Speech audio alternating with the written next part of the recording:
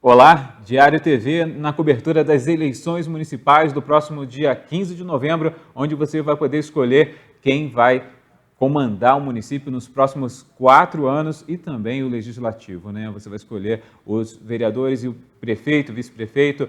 E para ajudar nessa sua escolha, a Diário TV e o Jornal Diário de Teresópolis estão fazendo aqui uma série de entrevistas com os candidatos à gestão municipal. Já fizemos, encerramos nesta terça-feira a sequência de entrevistas com os candidatos a vice-prefeito nas chapas.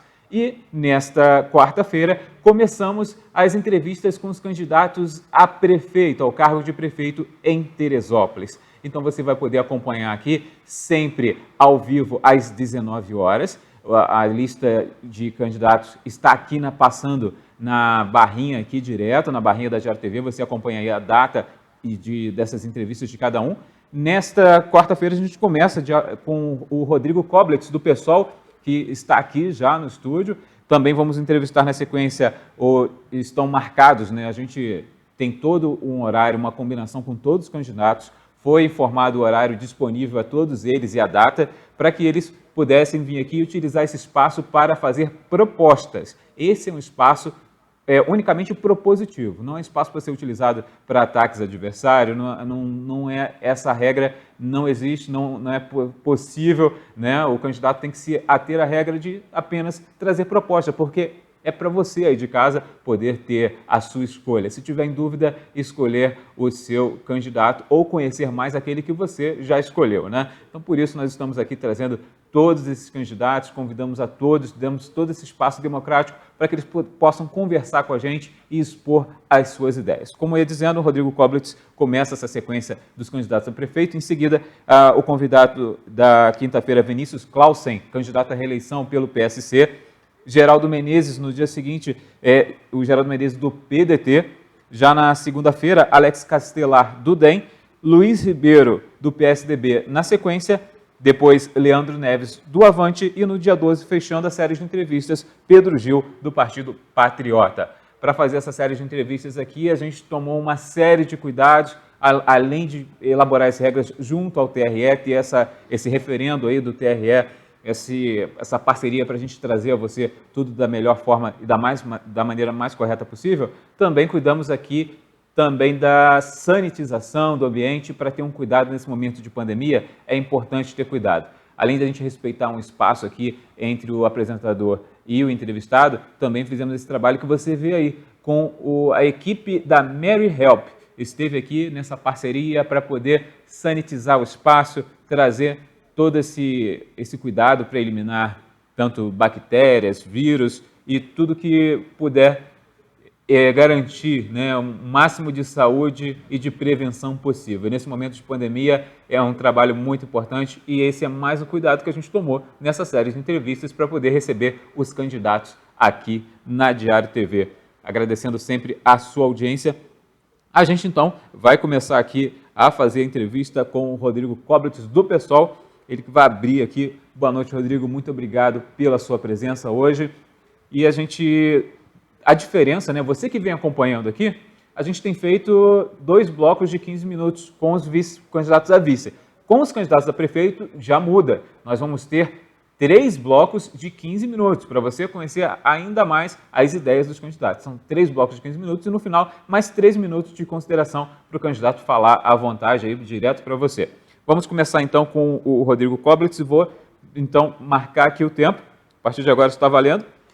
Rodrigo, a gente sabe que na sua campanha você tem falado bastante das contas públicas, de como melhorar essa questão, principalmente para melhorar o lado do funcionalismo, né? Parece que uma questão importante que você vê é a questão do Teleprev.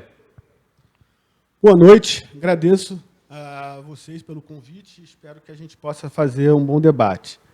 Sim, o Teleprev, na verdade, a solução para o nosso município, ele está nessa relação da prefeitura com o Teleprev. Essa relação é que vai mexer em toda a estrutura de conta pública do município. E aí é preciso explicar algumas coisas básicas, se você me permite. Eu queria explicar o funcionamento de repasse da prefeitura para o Teleprev, como é que funciona. O Teleprev ele é um instituto que ele paga pessoas aposentadas, inativos, é para pagar vovô e vovó. Então, a gente tem que tomar todo o cuidado possível com ele. A gente não pode, em hipótese nenhuma, fazer com que esse Tereprev fique deficitário, porque o que ele vai afetar é a saúde financeira de pessoas que estão necessitando desse recurso. Então, ele precisa ser cuidado, e esse é o início de toda a conversa. Como que a gente faz para pagar essas pessoas? Através do Tereprev. Primeiro, nós temos as contribuições. As contribuições que são do funcionário público. O Tereprev também só paga funcionário público, tá? Não é aposentadoria geral, não. Estou falando aqui dos funcionários públicos. Então, o funcionário é descontado de 11%, esse dinheiro vai para o Tereprev. E a prefeitura, enquanto patrão, paga 15%, 15,75%, que vai também para o Tereprev.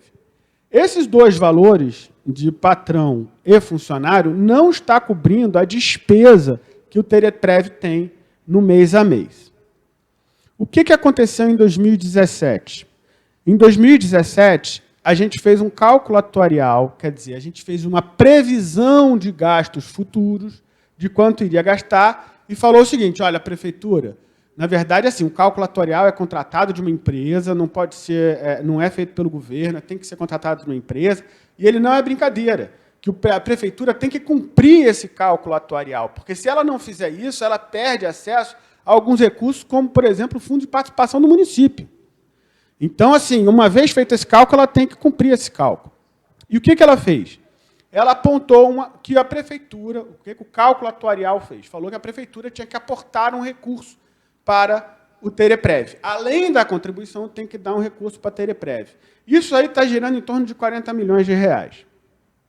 Agora, deixa eu explicar uma outra coisa, que é a Lei de Responsabilidade Fiscal. A Lei de Responsabilidade Fiscal, ela diz assim: você vai pegar o orçamento do município, e você só pode gastar 50% disso, 51, alguma coisa, na verdade o limite teto é 54, mas 50%. Você só pode gastar 50% a fins didáticos aqui, só pode gastar 50% em pessoal. Você não pode gastar mais do que 50%. Então, o que aconteceu a partir do momento que teve esse cálculo atuarial? A prefeitura, que gastava 54 milhões com a Tereprev, que era o orçamento da Tereprev por ano, foi no ano de 2017, em 2018 isso pulou para 94. E a quantidade de recursos que a gente gastava de pessoal, o percentual do orçamento que a gente gastava com o pessoal, em 2017 era 40 e poucos por cento, 40 e pouquinhos por cento, em 2018 passou para 50 e tantos por cento, 51, ficou nesse 51. Então, quem fez esse jogo todo foi esse cálculo atuarial, não é culpa de ninguém. Existem culpados, mas estão, ao longo do tempo e da história do município, sendo culpados disso. Nesse miolo aqui do problema, não teve culpado nenhum nesse sentido, foi essa necessidade de cálculo atuarial e desse repasse. E o que acontece? Agora nós estamos no limite. Nós estamos no limite dos 51%. E o governo alega que não consegue fazer mais pagamentos, etc. e tal, parará, por causa desse limite de 50%. Vamos voltar agora a um detalhe do Tereprev, junto com a LRF, que é o seguinte: conforme a gente paga a Tereprev pela contribuição do patrão e do funcionário público que vai para o Tereprev, esse dinheiro que vai dessa forma para o Tereprev não impacta na LRF. O que impacta na LRF é esse aporte que a prefeitura dá diretamente para o Tereprev. Esse dinheiro conta como pagamento de pessoal e ele impacta na LRF. Então, qual é a solução que a gente tem que fazer? A gente tem que fazer a solução que a maioria tomou essa decisão, que é o quê? Que é aumentar a contribuição da prefeitura. O funcionário não vai nem saber do que está acontecendo. Se ele não for antenado em noticiário, em ler jornal, etc., ele não vai nem saber o que está acontecendo, porque para ele não tem influência nenhuma. Ele vai continuar pagando os 11% dele e pronto. Agora, a prefeitura passaria de 15% para o teto, que ela pode, que é o dobro do funcionário, que é 22%. Com isso, a gente já economiza em torno de 20 milhões de reais. Ou seja, a gente libera 20 milhões de reais. A gente libera 5% desse limite de LRF e todas essas desculpas que estão sendo dadas para você não fazer os reajustes dos funcionários vai por água abaixo. Agora, por que não fez isso? E tem mais um detalhe pernicioso aí nessas contas públicas, e é interessante a gente ter começado por isso. Espero que a gente volte a falar de crescimento econômico, que vai ser, na verdade, a solução de todos esses problemas. Mas essas contas públicas precisam ser muito bem resolvidas, porque é ela que vai dar a possibilidade da gente respirar e partir para o crescimento. O que a gente faz hoje com a área da saúde e parte da área da educação? A gente contrata temporário. Então, a gente contrata 201 professores, e eu preciso falar muito bem desses professores temporários, que eles estão salvando a pele, da mesma forma dos nossos alunos, que estão sem concurso há muito tempo, e tem que falar muito bem dos profissionais da saúde, médicos, enfermeiras, agentes comunitários, agentes de saúde, que estão também salvando a pele da nossa comunidade. Então, por favor, não é nada em relação ao profissional. Pelo contrário, porque eu acho que a maioria desses profissionais se tornariam servidores públicos. Mas olha como é que funciona. Ao contratar os profissionais através de contrato temporário, o que nós fazemos enquanto prefeitura? A gente paga para o funcionário um valor parecido ou até maior do que a gente paga para o funcionário público, para começar. A gente pega esse dinheiro para pagar o funcionário vai pegar o dinheirinho dele e vai pagar que previdência? INSS. A gente, enquanto patrão, vai pagar que previdência? INSS. Então, quando a gente deixa de contratar o temporário e faz concurso público, que eu não sei por que não fez porque não sabe fazer o que eu estou falando para fazer, quando a gente faz concurso público, a gente contrata a pessoa, a gente paga o salário dele e os 11% do salário dele que ele for pagar Instituto de Previdência, ele vai pagar que Instituto de Previdência? O Tereprev. Quando a gente pagar o patronal, a gente paga que Instituto de Previdência? O Tereprev.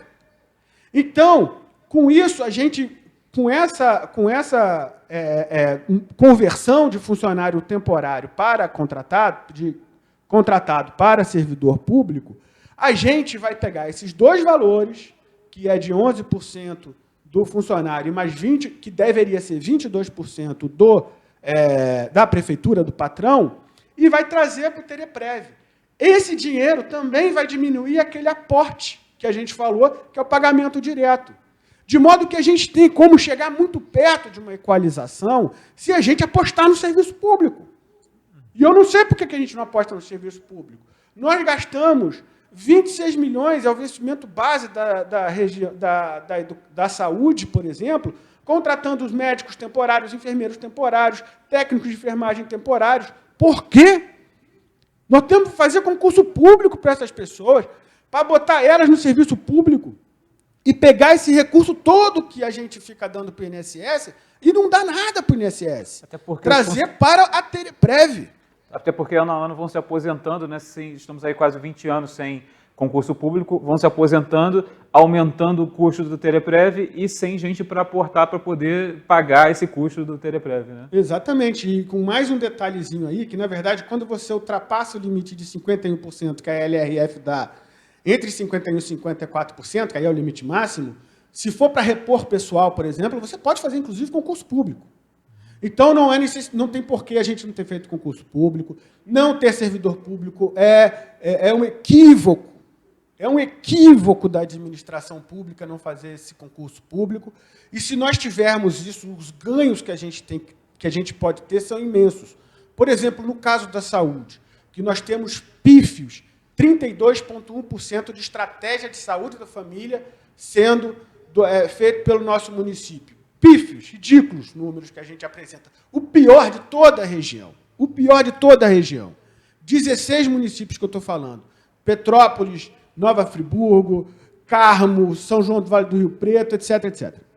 Nós somos o pior de todos eles, 32,1%. Nós, trazendo servidores públicos, esse cidadão, esse profissional, vai se dedicar àquela carreira de uma forma diferente que um temporário, de um sujeito que chega, um médico que chega, e que vai passar ali um tempo para ver o que está acontecendo, etc e tal, e se tiver uma oportunidade de emprego, ele vai-se embora. Normal, faz parte do processo. Se a gente fizer uma boa remuneração, que é a remuneração que a gente paga para esses profissionais, para esses médicos, por exemplo, que são temporários, a média é R$10.000. E é isso mesmo. Para ter médico, se quiser ter médico, vai pagar isso. Não tem como fugir disso. Senão, não tem médico. É simples assim. Mas se a gente fizer só essa conversão de toda a área de saúde e todos os professores, a gente vai diminuir em dezenas de milhões de reais esse débito que nós temos com a Tereprev. Então, está aí o miolo da história. Está aí o miolo. A gente acreditar no serviço público, contratar servidores públicos e não fazer o pagamento para a INSS, mas sim fazer o pagamento para o Tereprev. O que é importante, por fim, de falar no Tereprev é o seguinte, que muita gente fala sobre a independência do Tereprev. E eu acho que é importante a gente ponderar o seguinte. O Tereprev vai ser foco da nossa gestão e nós vamos sanear o Tereprev. Entretanto, o valor que nós vamos pagar o Tereprev, ele vai, em algum momento, não talvez na primeira gestão, mas talvez no futuro, se continuar com essa política que a gente vai implementar, ele vai começar a ter um fundo. Que fundo é esse? É um fundo de investimento do Tereprev. É por isso que hoje eu não sou favorável tão diretamente à independência do Tereprev de uma hora para outra, porque eu acho que todo município tem que aprender a como fazer a gestão desse Tereprev. Porque a gente tem um fundo de investimento do Tereprev, por exemplo, que fica investindo em Bolsa de Chicago, em São Paulo, e pegando esse dinheiro para... Ele mantém uma segurança da aposentadoria das pessoas, mas isso é um dinheiro que a gente pode ter no município que não é usado, por exemplo, para a construção de casas, para as reformas que nós precisamos do município. Então, essa equalização, eu acho que ninguém tem a resposta hoje, apesar de ter muitas pessoas muito duras e certas de algumas coisas, ninguém tem a resposta disso hoje, e isso vai fazer parte de um crescimento de todas as pessoas que se preocupam com essa questão, um amadurecimento conjunto, transparente, coletivo, para a gente decidir qual vai ser o futuro do Tereprev quando lá para o 3º ano de mandato, alguma coisa assim. A gente vê, né, os efeitos disso de não ter concurso público, guarda municipal aí deteriorada, né, o pessoal se desdobra. A gente sempre elogia aqui o trabalho, são funcionários muito dedicados, são trabalhadores, a gente elogia sempre o trabalho da Guarda Municipal, porque tem que se desdobrar. De acordo até com os cálculos aí pela lei, deveria ter 200 guardas municipais em Teresópolis pela população, né? Realmente investir nesse funcionalismo público, de acordo com tudo isso que você explicou, é como se Teresópolis começasse uma corrida e patinasse se não investisse dessa forma? Eu acho que está perfeito, eu nunca tinha pensado nessa metáfora, mas eu acho que é exatamente isso. Você quer ver... funcionários públicos como professores e médicos. Esses dois grupos, a gente tem parceiros de contratação, que é o Fundeb e o SUS. Por que a gente não consegue ainda colocar creche para todo mundo? Eu não entendo, porque você contratar professores para atender as crianças de creche, etc. e tal, é o maior valor que você pode ter de retorno do Fundeb. Tem um fator que eles usam, e no caso de professores de creche é 1,4, é o maior fator possível. A gente não ter creche para as pessoas é porque o governo não consegue realizar, colocar num projeto de governo o que deve ser feito e não consegue dar o primeiro passo, porque fica se embananando nessa história de vai bater na LRF, não consegue contratar professor, e aí a gente deixa uma penca de criança querendo. Sabe qual é o problema? A gente precisava de mais criança querendo a escola. Porque quanto mais criança a gente botar na creche, mais dinheiro do Fundeb a gente vai ter. Porque o dinheiro do Fundeb ele vem via número de crianças. E mais professores a gente vai poder contratar. Por que a gente não faz essa corrida pelo desenvolvimento do município? Vamos fazer isso e falar isso de forma transparente? E a mesma coisa do SUS. Quanto mais serviços médicos a gente apresenta, mais recursos a gente consegue do governo federal. A gente tem um parceirinato aí, que é o Fundeb e o SUS, que são duas lutas históricas do povo brasileiro para poder criar o desenvolvimento do todo o Brasil. E nós temos que entrar nessa corrida. Perfeito. Deixei passar um pouquinho dos 15 minutos, porque eu estou devendo 3 minutos ao pessoal da entrevista com a candidata Adriana Paganotti, né? Ela tinha os 3 minutos de consideração, acabou que ela não teve os 3 minutos, então a gente, em cada bloco, vai deixar passar um pouquinho e deixar ele terminar, né? Que chegue a 1 minuto em cada bloco, a gente equaliza isso aí, vamos agir democraticamente. Então a gente encerra aqui esse bloco com o Rodrigo Koblitz, candidato do PSOL à Prefeitura de Teresópolis, trazendo propostas importantes para você conhecer mais sobre as ideias do PSOL, dele pessoalmente como prefeito, no eventual governo dele, a partir do dia 1º de janeiro, nos 4 anos. Tudo isso aí que você vai saber, bem didático, explicativo essa questão do Tereprev, das ideias, das contas públicas, e a gente vai avançar mais. São mais 2 blocos de 15 minutos que a gente vai trazer para você aqui nessa série de entrevistas que a gente vai trazer todos os candidatos a prefeito de Teresópolis para você votar bem no dia 15 de novembro. Todos estão convidados, aguardamos todos aqui sempre ao vivo às 19 horas, com reprises em toda a nossa programação e também uma matéria completa no Jornal Diário de Teresópolis, nossa edição que você confere. A gente vai então para um pequeno intervalo, voltamos já já.